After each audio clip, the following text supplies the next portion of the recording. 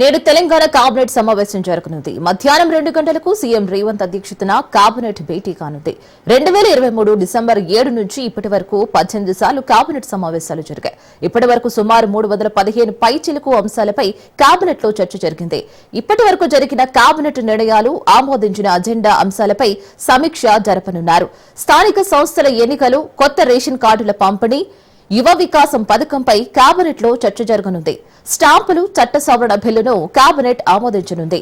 NDSA నిపుణుల committee సమర్పించిన నివేదికపై చర్చించనున్నారు. భూముల విలువ సవరణ తదితర అంశాలపై చర్చించే అవకాశం కూడా ఉంది.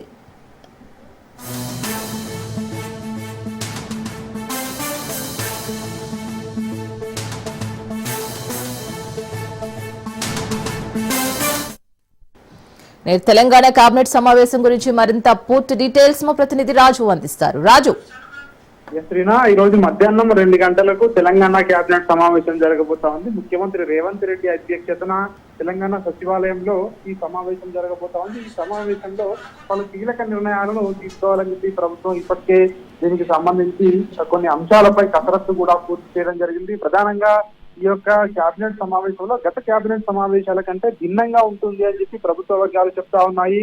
ఏదైతే కాంగ్రెస్ ప్రభుత్వం అధికారంలోకి వచ్చిన తర్వాత 2023 డిసెంబర్ 7 తర్వాత ఇప్పటి వరకు 18 సార్లు కేబినెట్ సమావేశాలు నిర్వహించడం జరిగింది. దాదాపు 315 అంశాలకు పైగా కూడా ఈ యొక్క కేబినెట్ సమావేశంలో చర్చించడం జరిగింది.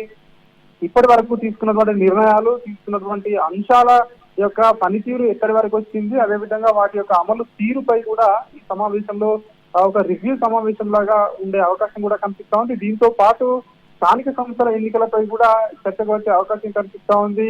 స్థానిక సంస్థల ఎన్నికలను సెప్టెంబర్ 30వ తేదీన నిర్వహించాలని చెప్పి, ఆ తేదీలోపు నిర్వహించాలని హైకోర్టు ఇప్పటికే తీర్పు ఇచ్చిన నేపథ్యంలో దీనికి సంబంధించి రిజర్వేషన్ల ఖరారు, స్థానిక సంస్థల ఎన్నికల నిర్వహణపై కూడా చర్చకు వచ్చే అవకాశం కనిపిస్తా ఉంది. దీంతో పాటు ఈ నెల 14వ తేదీన ఉమ్మడి నల్గొండ జిల్లాలో కొత్త రేషన్ కార్డుల పంపిణీని రాష్ట్ర ప్రభుత్వం ప్రారంభించాలని చెప్పి కూడా చూస్తా ఉంది. దీనికి సంబంధించి కూడా రేషన్ కార్డుల పంపిణీకి సంబంధించి ఏ విధంగా ఉండాలి అనే మార్గదర్శకాలపై కూడా ఈ సమావేశంలో చర్చకు వచ్చే అవకాశం కనిపిస్తా ఉంది. ఇక రాజీవ్ యువ వికాసం పథకంపై కూడా ఈ సమావేశంలో చర్చిస్తారని చెప్పి తెలుస్తా ఉంది. రాజీవ్ యువ వికాసం పథకాన్ని ఎప్పటి నుంచి ప్రారంభించాలి అనే దానిపై కూడా ఈ సమావేశంలో కీలక నిర్ణయం తీసుకునే అవకాశం కనిపిస్తా ఉంది.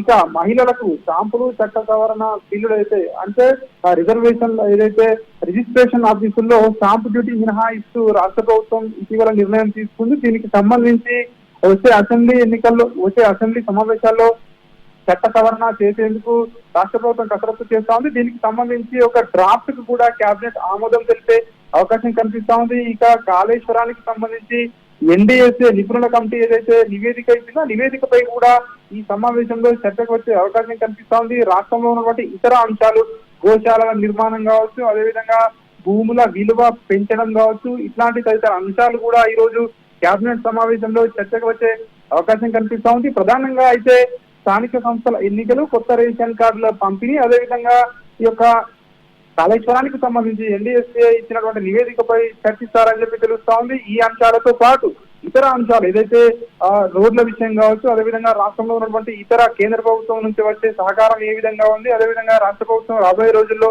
ఎట్లా ముందుకు వెళ్ళాలి అనే దానిపై కూడా కొన్ని కీలకమైన నిర్ణయాలు ఈ రోజు తీసుకుంటారని చెప్పి తెలుస్తా ఉంది. సుదీర్ఘంగా ఈ రోజు కేబినెట్ సమావేశం జరిగే అవకాశం కనిపిస్తా ఉంది. మధ్యాహ్నం 2 గంటలకు సచివాలయంలో ఈ యొక్క సమావేశం ప్రారంభం కాబోతా ఉంది. మంత్రులందరూ కూడా హాజరు కాబోతా ఉన్నారు. సుదీర్ఘంగా ఈ యొక్క జరిగే ఈ సమావేశంలో పలు కీలక నిర్ణయాలకు కేబినెట్ ఆమోద ముద్ర వేసే అవకాశం కనిపిస్తా ఉంది. రీనా,